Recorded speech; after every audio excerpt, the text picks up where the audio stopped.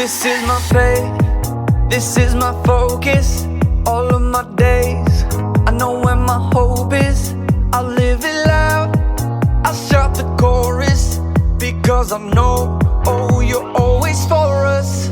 And even when it's hard for me to see, I will trust in you, I will believe. And even when it's hard for me to see, I will trust in you, I will believe. And keep on looking to you for where I'm going, knowing you go there too. I'll keep on looking to you. I'll fix my eyes on you. You are my only focus. You are my only focus. You are my only focus. I fix my eyes on you. This is my faith, this is my focus. All of my days, I know where my hope is. I'll live it loud, I'll shout the chorus, because I know, oh, you're always for us. And even when it's hard for me to see, I will trust in you, I will believe. And even when it's hard for me to see, I will trust in you, I will believe. And keep on looking to you for where I'm going, knowing you go there too. I'll keep on looking to you. I'll fix my eyes on you. You are my only focus. You are my only focus. You are my only focus. I fix my eyes on you, oh yeah, oh yeah. Woo! You ready? Come on, let's go. Hands in the air, hands in the air. I know you're there, I know you're there. Anywhere, oh. Anywhere. I fix my eyes on you, you. Hands in the air, hands in the air. I know you're there, I know you're there. Anywhere, oh.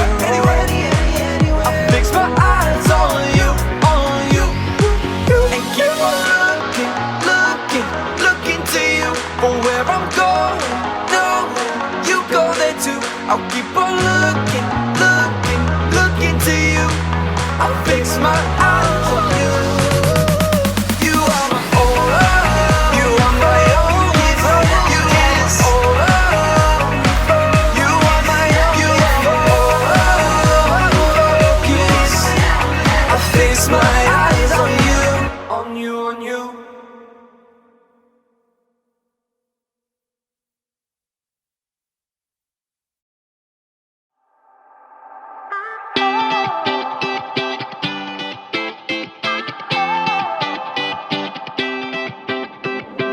Whenever I need some answers, God, I turn to you. You are my help when I need wisdom. You always see me through. To know that you're chasing after me, it makes me wanna run to where you are. God, you make this journey worth it. I give you all my heart.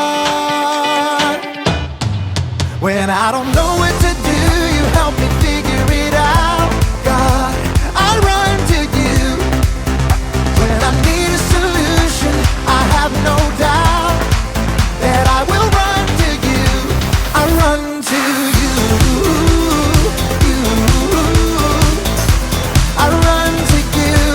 I run to you. I run to you. Wherever there is freedom, I know that's where you'll be. You make me wanna do what's right and be the best version of me.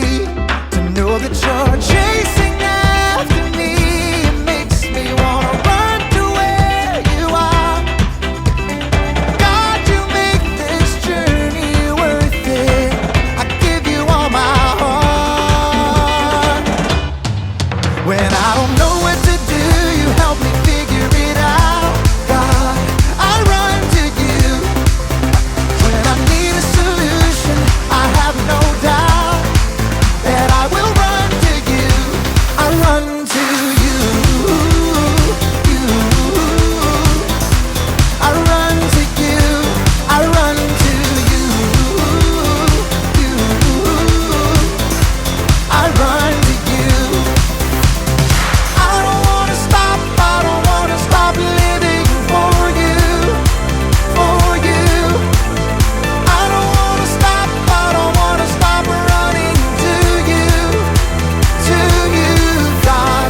I don't wanna stop. I don't wanna stop living for you. For you. I don't wanna stop. I don't wanna stop running to you. To you, God. You're all I need. My source for everything. When I don't know what to do, you help me figure it out. I run to you. When I need a solution, I have no doubt that I will run to you. When I don't know what to do, you help me figure it out. God, I run to you. When I need a solution, I have no doubt that I will run to you. I run to you. I run to you. I run to you. I run to you.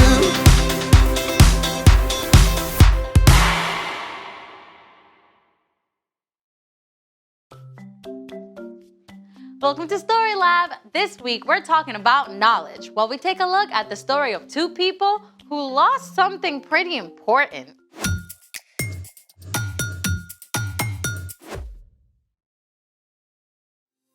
Hey, I'm Amaya. And I'm Zeke. And we're talking about knowledge, which is learning something new so you can be better at whatever you do. I just learned how to do one side of a Rubik's Cube. That's awesome. Can you show us? Sure. Oh, hold on. I had it.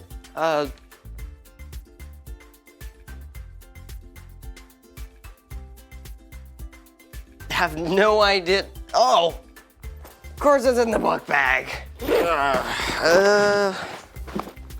Sorry, can't find it. It's okay. You're not the only one. What, you've lost a Rubik's Cube too? No, I mean you're not the only one who loses stuff. I read the average person loses up to 3,000 things in their life. That's like the opposite of knowledge. I even found a quiz for us. Let's go. About losing stuff? Welcome to What Have You Got to Lose? What is happening? You have 20 seconds to correctly answer the following questions. I didn't even study. It's supposed to be fun. We use our phones. Question 1. The average kid loses 7 items a month. What top 5 things do kids lose? Jacket, Shoes. Remote. homework, A stuffed animal. gloves, Snacks. Oh, come on. lunchbox, backpack. I didn't even get anything right. I guess I'm just really awesome at losing stuff. Question 2. On average, how much time do people spend each day searching for misplaced items? Wait, do we both answer? I don't know. How much time do you spend looking for stuff? Last week I was like 20 minutes late to school looking for my homework. Minutes? Okay, I usually find my stuff in like 2 minutes. So in between 2 minutes and 20 minutes. 10 minutes? Okay, 7 minutes. Or 10. Or 7. Fine, 7. Okay, we answer 7 minutes. The correct answer is C. 10 minutes. I had it. Sorry. But wow, if most people spend 10 minutes a day looking for lost stuff, that means that's 2.5 days a year totally wasted. 2.5 days I could be napping. Or Yeah. playing Row Builder. Okay, we're 1 for 2. Final question. Forgetfulness can be a sign that you are busy, distracted, or tired. But forgetfulness can also be a sign of what? I bet forgetfulness is a sign of intelligence. Oh, you just want losing stuff to mean you're smart. Oh, but it's like your mind is so full of other awesome stuff, you can't remember little things, like your phone. I guess you could be right. Well, if losing stuff is a sign of intelligence, then I am intelligent, and you should definitely trust my answer. You know what? There's some backwards logic there. But... Time's almost up. Okay, fine. Our answer is C, intelligence. C is correct. Yes! 2 out of 3. Thank you for playing. What have you got to lose? We just lost some time. Well, that's better than the main characters in today's story. They lost someone. Whoa. It's time for... The story before the story. Today, we're in the 3rd book of the New Testament, Luke. But before Luke, in the very beginning, out of deep love, God made an amazing world. But when people turned away from God, the world was broken. God made a plan to draw people back into a relationship. So, at the right time, God sent a tiny baby to be born in the small town of Bethlehem, God's very own son, Jesus. But Jesus didn't stay a little baby. He started to grow. Which is where our story starts. Let's take it away. Hey everyone. Hey, Brian. Hey, Brian. As Jesus grew up, he had to learn stuff, just like we do. He had to learn how to walk and talk, how to put on his own sandals, how to grip a stone to toss it in the creek. And as he grew older, Jesus learned how to help his mom with chores and how to fit together smooth boards in his dad's carpentry shop. And every year, Jesus and his family joined other Jewish people traveling the long, dusty road to Jerusalem to celebrate the Passover feast. Now, this trip would have taken at least 4 or 5 days. Think about it. No car, no bus. That was nearly a week walking every day, all day. But it was a special time, too. Jesus was able to run and play with other kids during the trip, and they all camped out under the stars. At last, Jesus and his family reached the city, along with thousands of other people. They likely stayed with family or friends to celebrate for the whole week, and they shared a special meal together on the very last evening. As they ate roast lamb, they remembered and retold the story of how God had rescued them from slavery in Egypt. Why do we eat this meal every year? We were slaves in Egypt, and the Lord took us out from there with a strong hand and with an outstretched arm. The next morning, Jesus' family packed up and joined the crowds flowing back out of Jerusalem. Jesus knew when they were leaving, so his parents expected he would just travel with a group and join them when they stopped to camp as usual. But in the evening, Jesus did not turn up. Have you seen him this afternoon? I haven't seen him since we left Jerusalem.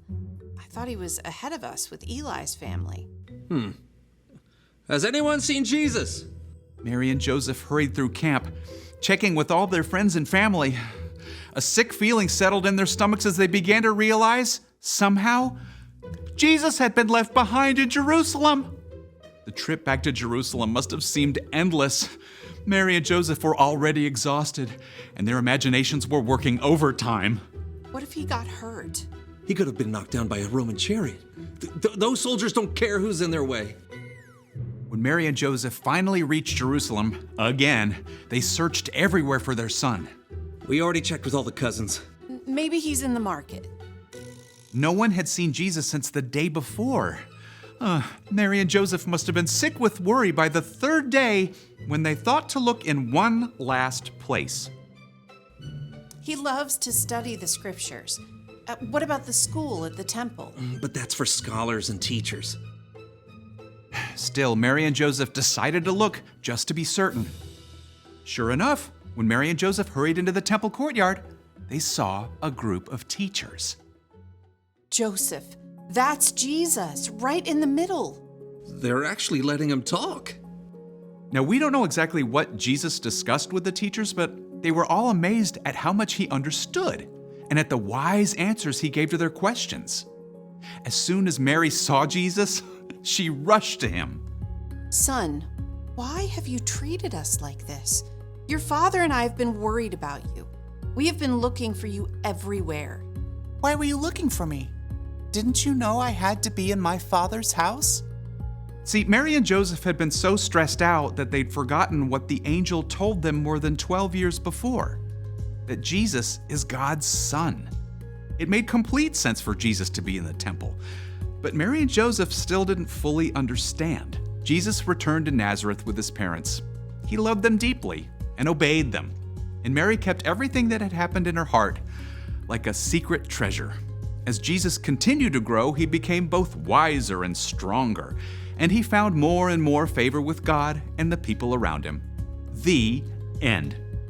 I'm pretty sure I'd be grounded for a year if I went missing for 3 days. Yeah, but Jesus did have a really legit reason to stay behind in the temple. Well, first and foremost, Jesus is God's son, right? And Jesus knew that listening to God and learning more about God was the very most important thing that he could do. Even though it was hard to understand for Joseph and Mary. So, what's our part in the story? Learning about God can seem like just one more thing to check off. But discovering God is so much more. God is the creator of the entire universe, yet God wants to have a relationship with you.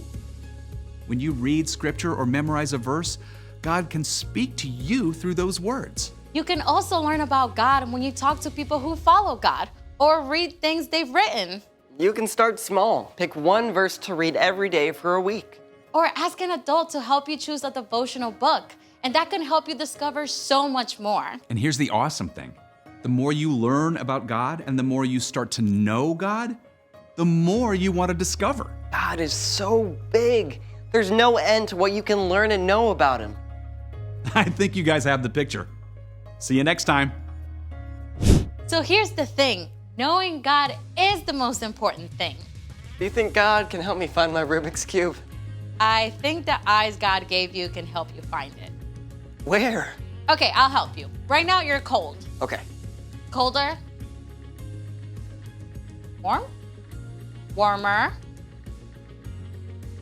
Warmer? Hot? Burning! Oh, there it is! Thanks for joining us in the Story Lab. See you next time. Okay, so you start like this. First you rotate the top.